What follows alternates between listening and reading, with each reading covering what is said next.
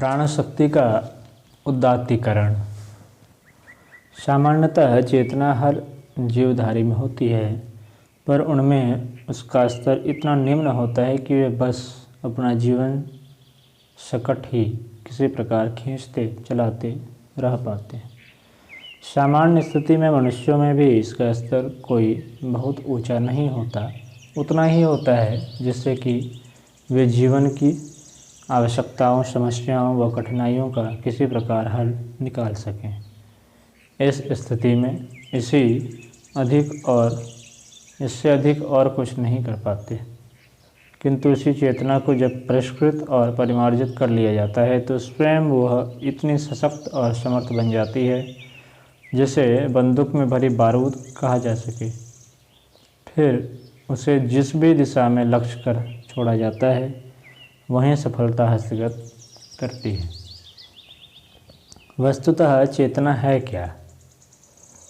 बोलचाल की भाषा, दर्शन एवं मनोविज्ञान में इसका प्रयोग भिन्न भिन्न प्रकार से होता है।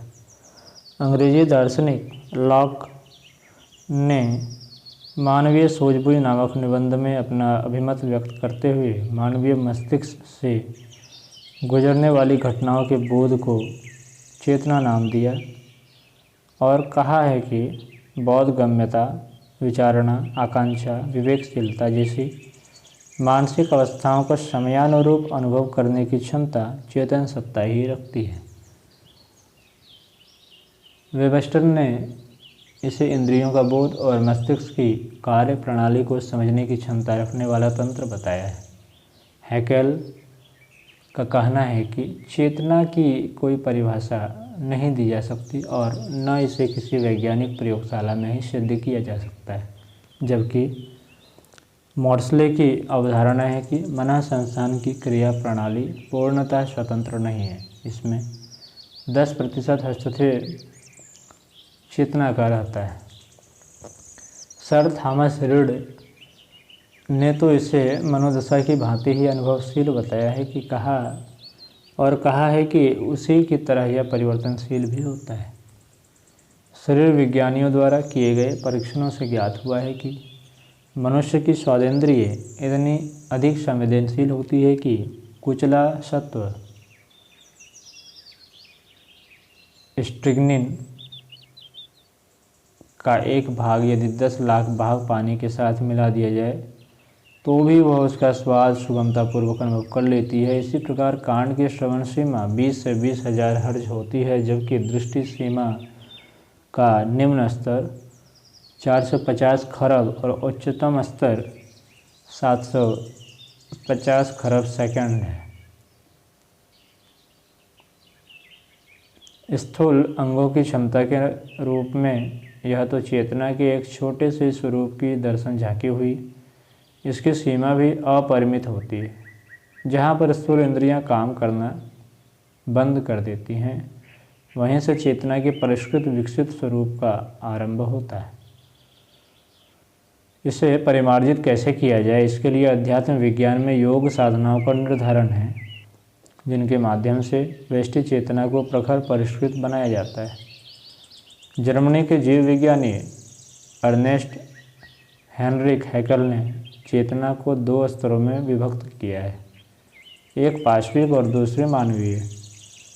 दोनों में अंतर स्पष्ट करते हुए हैकेल ने बताया कि पाशविक चेतना को अन्य किसी दूसरे प्राणी में हस्तांतरित करने की बात तो दूर, जानवर स्वयं भी इसे समझने में सक्षम नहीं है।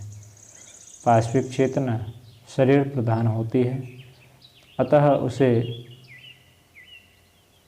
इंस्टिंक्ट कहते हैं, जबकि मानवीय चेतना मन प्रधान होने के कारण रीजन अर्थात विवेक कहलाती।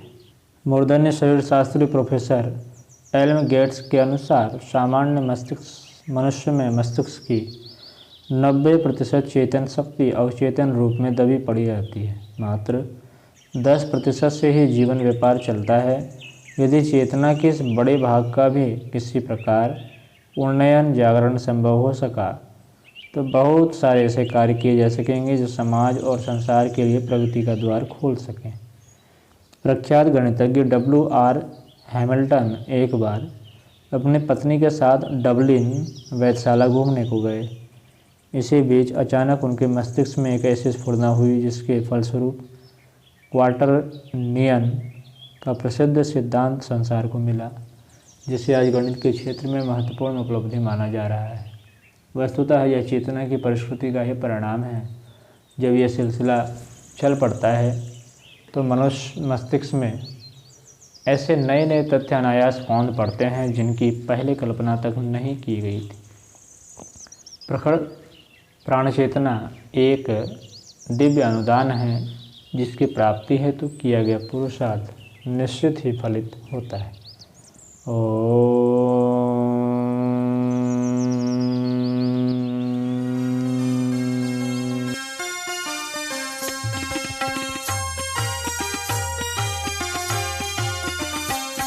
चलो गुरुदेव के सपने सजाने की शपथ ले लें। चलो गुरुदेव के सपने सजाने